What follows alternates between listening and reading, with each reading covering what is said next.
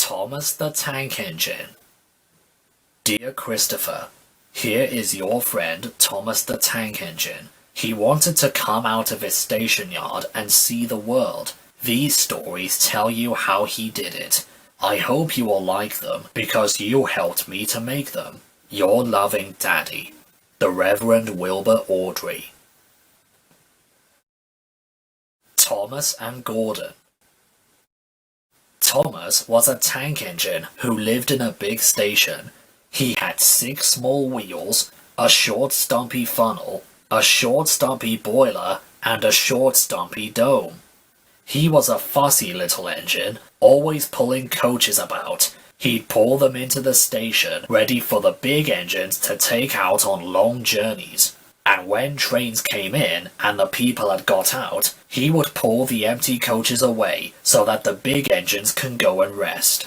He was cheeky too. He used to play tricks on the other engines. He liked to come up quietly beside them and make them jump. One day, Gordon was resting in a siding. He was very tired. The big express had been late. He was just going to sleep when Thomas came up in his cheeky way. "Wake up, lazy bones! Do some hard work for a change! You can't catch me!" And he ran off laughing. Instead of going to sleep again, Gordon thought how he could pay Thomas out. One morning, Thomas wouldn't wake up. It was nearly time for the express. The people were waiting, but the coaches weren't ready. At last, Thomas started. "Oh dear, oh dear, oh." The coaches were very impatient. "Come on, hurry up, we'll be late." Thomas gave them a rude bump. "Oh, and started for the station. "Come on, stop dawdling. The coaches were now very cross. Where have you been? Thomas fussed into the station, and Gordon said, "Hurry up, you." "Hurry up yourself." "Don't worry, I will." And just before the coaches had stopped moving, Gordon came out of his siding and was coupled to the train. "Come on, get in quickly, please." So the people got in quickly, the signal went down, the clock struck the hour, the guard waved his green flag, and Gordon was ready to start. Thomas usually pushed behind the big trains to help them start, but he was always uncoupled first, so that when the trains were running nicely, he could stop and go back. This time, he was late, and Gordon started so quickly that they forgot to uncouple Thomas. The heavy train slowly started to move out of the station. Gordon grunted at the coaches. Come on. Thomas teased Gordon. Pull harder. The train went faster and faster. Too fast for Thomas. He wanted to stop, but he couldn't. Stop! I can't keep up! You're going too fast! Gordon laughed. Faster! And the coaches chuckled with glee. You can't get away! Poor Thomas was going faster than he had ever been before. He was out of breath and his wheels hurt him, but he had to go on and on. Oh dear. I shall never be the same again. My wheels will be quite worn out. At last they stopped. Everyone laughed to see Thomas puffing and panting behind. They uncoupled him, and he ran him into a siding out of the way. Gordon chuckled as he passed. Well, little Thomas. Now you know what hard work means, don't you? Poor Thomas couldn't answer. He had no breath. He just puffed slowly away to rest and had a long drink. And he was careful afterwards never to be cheeky to Gordon again. Thomas's train. Thomas often grumbled because he was not allowed to pull passenger trains. The other engines laughed. You're too impatient, Thomas. You'd be sure to leave something behind. This annoyed Thomas. Rubbish! You just wait. I'll show you. One night, he and Henry were alone. Henry was ill. The men worked hard on him, but he didn't get better. Now Henry usually pulled the first train in the morning, and Thomas had to get his coaches ready. Thomas thought to himself, if Henry is ill, perhaps I shall pull his train. Thomas ran off and found the coaches. Come on, come on, come on! The coaches were grumpy. There's plenty of time, there's plenty of time! Thomas took them to the platform and wanted to run round in front at once, but his driver wouldn't let him. Now don't be impatient, Thomas. So Thomas waited and waited. All the people got in, the guard and the station master walked up and down, the porters banged the doors, and still Henry didn't come. Thomas got more and more excited every minute. The fat director came out of his office to see what was the matter, and the guard and the station master told him about Henry. Well, Henry is not very well today. Find another engine. There's only Thomas. Well then. Alright, you will have to do it then, Thomas. Be quick now. So Thomas ran round to the front and back down into the coaches, ready to start. He was so excited that his driver had to say to him, Now don't be impatient, Thomas. Wait until everything is ready. But Thomas was too excited to listen to a word he said. What happened then?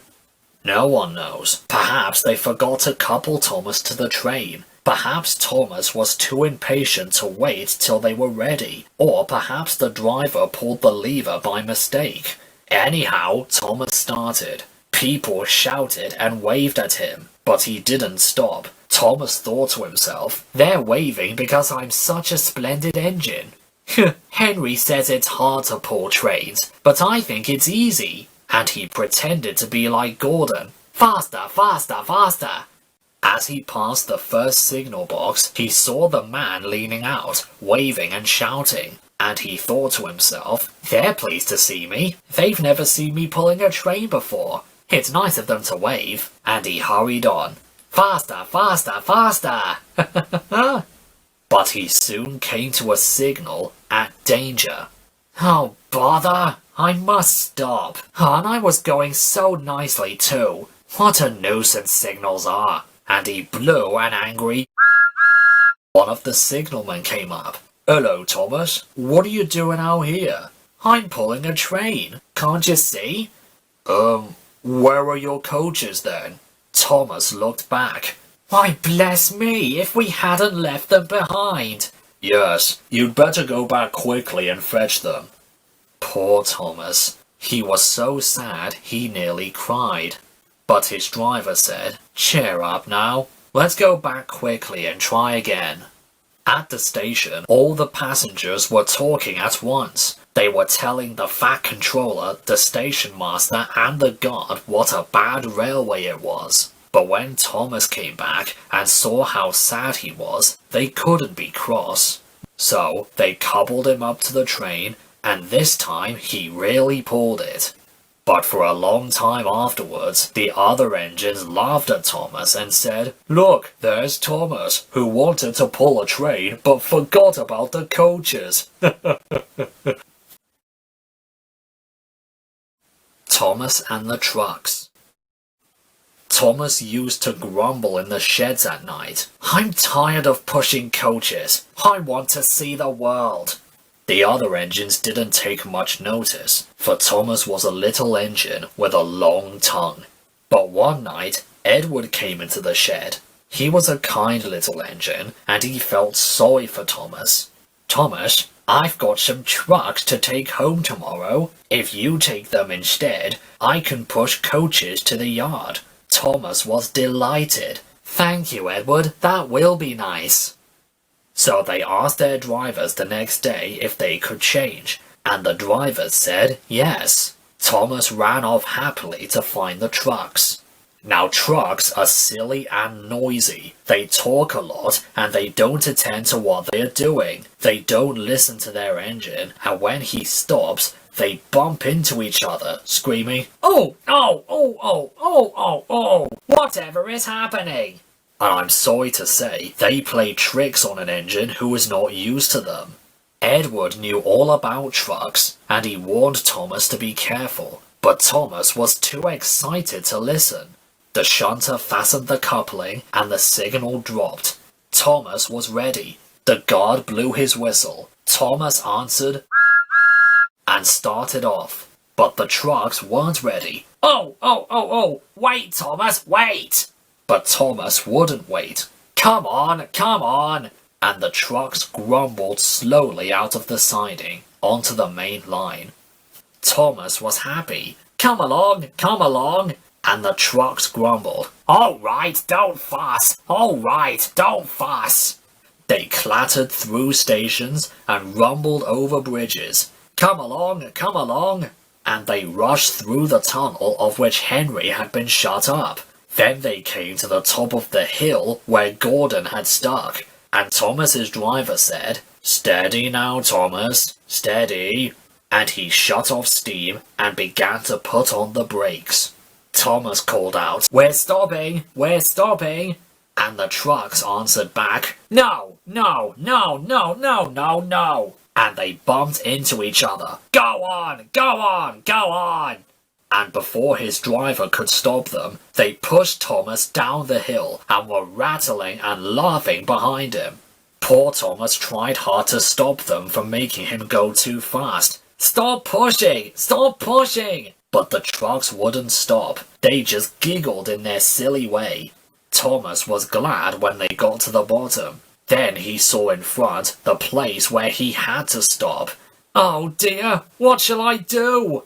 They rattled through the station, and luckily the line was clear, and they swerved into the goods yard. Thomas put his brakes on tight, and he skidded across the rails. I must stop!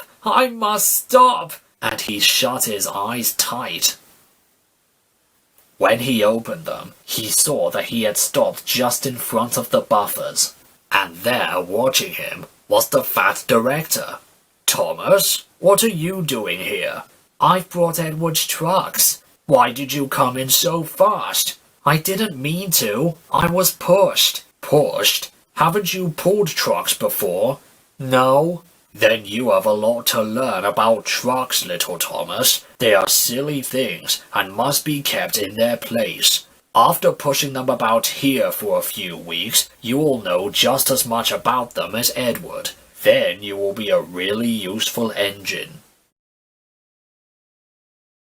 Thomas and the Breakdown Train.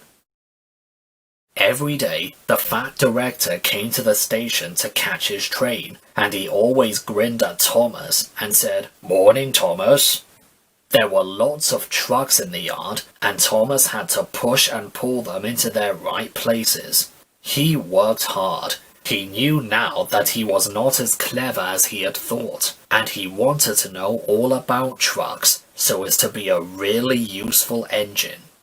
But on a siding, by themselves, were some trucks that Thomas was told he mustn't touch. There was a small coach, some flat trucks, and two queer things his driver called cranes.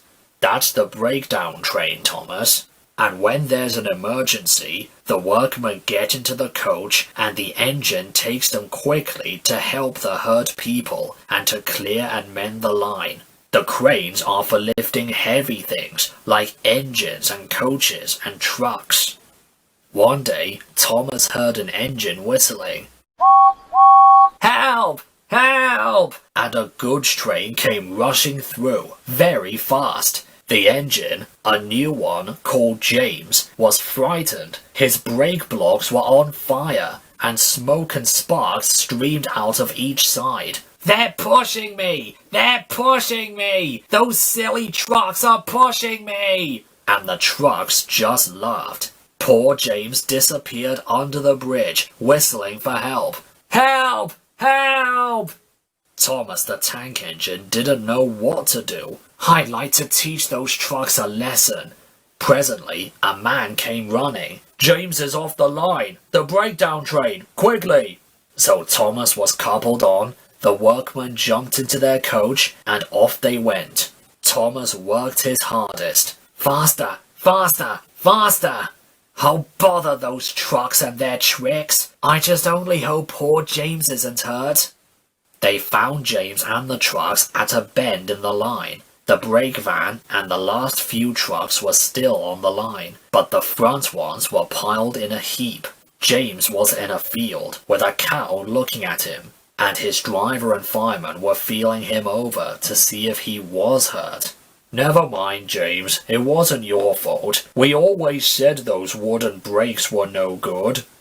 Thomas pushed the breakdown train alongside and pulled the unhurt trucks out of the way. Ow, ow, ow, ow, ow! Oh dear, don't hurt us, Thomas! It serves you right, it serves you right! He puffed backwards and forwards all afternoon, and he scolded the trucks. This will teach you a lesson, this will teach you a lesson! And the trucks answered in groany, creaky sort of noises. Yes, it will, yes, it will! Then, once they put James back onto the rails, he tried to move, but he couldn't, so Thomas helped him back to the shed. The fat director was waiting anxiously for them. Well, Thomas, I've heard all about it, and I am very pleased with you. You are a really useful engine. James shall have some proper brakes and a new coat of paint. And you? Well, you shall have a branch line all to yourself. Oh, sir! Thank you! Now Thomas is as happy as can be. He has a branch line all to himself, and puffs proudly backwards and forwards with 2 coaches all day. He's never lonely because there's always an engine to talk to at the junction. Edward and Henry stop there quite often and tell him the news. Gordon is always in a hurry and never stops, but he never forgets to say to Thomas, and Thomas, in return, always whistles.